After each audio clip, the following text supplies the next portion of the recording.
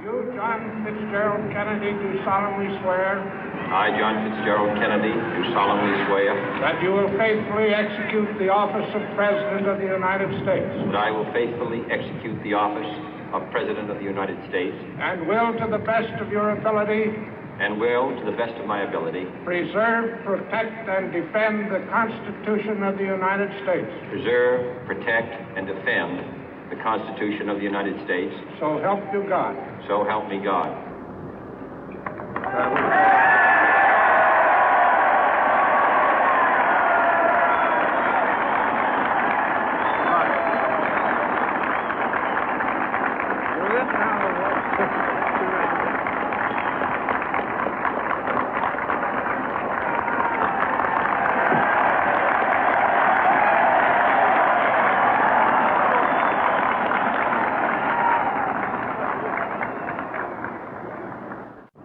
Vice President Johnson, Mr. Speaker, Mr. Chief Justice, President Eisenhower, Vice President Nixon, President Truman, Reverend clergy, fellow citizens. We observe today not a victory of party, but a celebration of freedom, symbolizing an end as well as a beginning, signifying renewal as well as change. For I have sworn before you and Almighty God the same solemn oath our forebears prescribed nearly a century and 3/4 ago. The world is very different now, for man holds in his mortal hands the power to abolish all forms of human poverty and all forms of human life. And yet the same revolutionary beliefs for which our forebears fought are still at issue around the globe. The belief that the rights of man come not from the generosity of the state, but from the hand of God. We dare not forget today that we are the heirs of that first revolution. Let the word go forth from this time and place to friend and foe alike that the torch has been passed to a new generation of Americans born in this century, tempered by war, disciplined by a hard and bitter peace, proud of our ancient heritage, and unwilling to witness or permit the slow undoing of those human rights to which this nation has always been committed and to which we are committed today at home and around the world.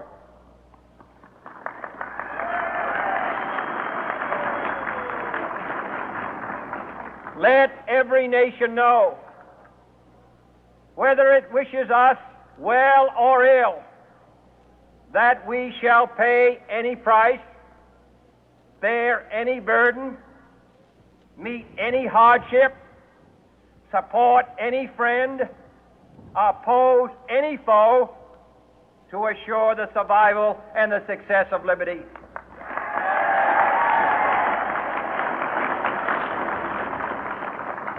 This much we pledge and more. To those old allies whose cultural and spiritual origins we share, we pledge the loyalty of faithful friends. United, there is little we cannot do in a host of cooperative ventures. Divided, there is little we can do, for we dare not meet a powerful challenge at odds and split asunder. To those new states whom we welcome to the ranks of the free, we pledge our word that one form of colonial control shall not have passed away, merely to be replaced by a far more iron tyranny. We shall not always expect to find them supporting our view, but we shall always hope to find them strongly supporting their own freedom, and to remember that in the past, those who foolishly sought power by riding the back of the tiger ended up inside.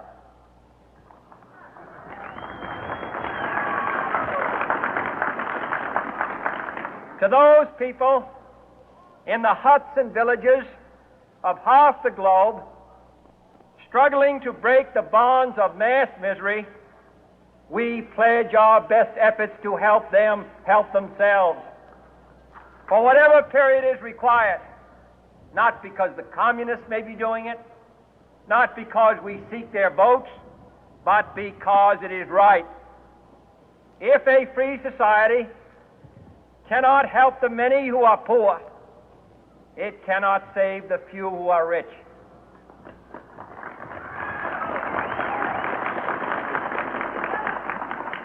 To our sister republics south of our border, we offer a special pledge to convert our good words into good deeds, in a new alliance for progress, to assist free men and free governments in casting off the chains of poverty.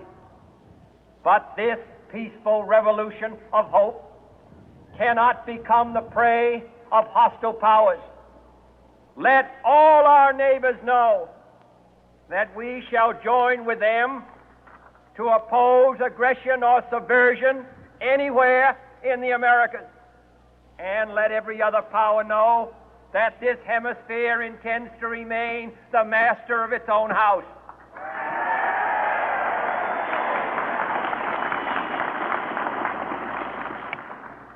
To that World Assembly of Sovereign States, the United Nations, our last best hope, in an age where the instruments of war have far outpaced the instruments of peace, we renew our pledge of support to prevent it from becoming merely a forum for invective, to strengthen its shield of the new and the weak, and to enlarge the area in which its writ may run.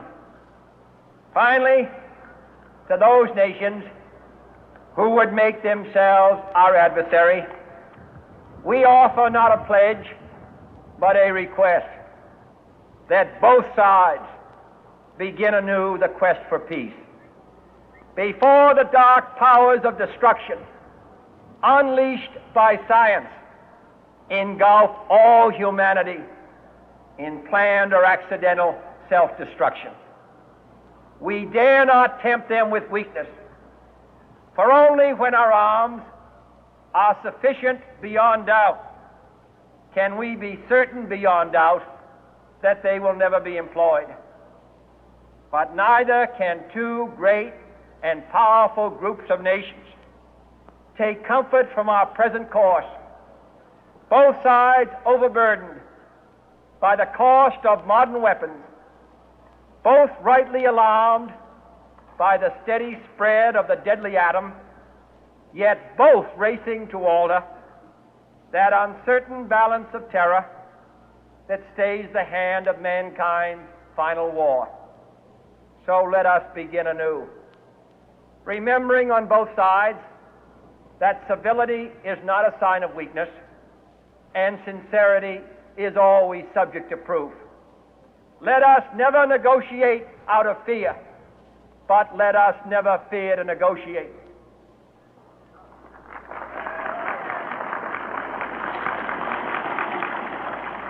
Let both sides explore what problems unite us, instead of belaboring those problems which divide us.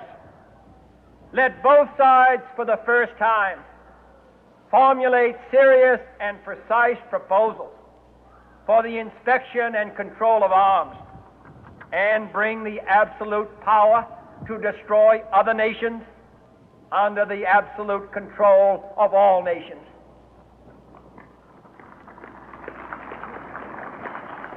Let both sides seek to invoke the wonders of science instead of its terrors. Together, let us explore the stars, conquer the deserts, eradicate disease, tap the ocean depth, and encourage the arts and commerce.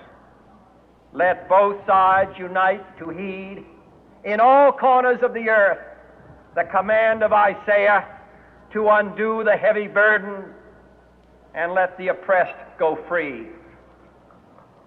And if a beachhead of cooperation may push back the jungle of suspicion, let both sides join in creating a new endeavor, not a new balance of power, but a new world of law, where the strong are just and the weak secure and the peace preserved.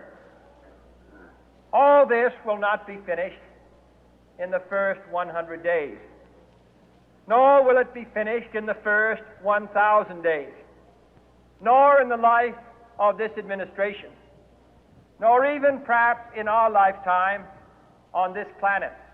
But let us begin.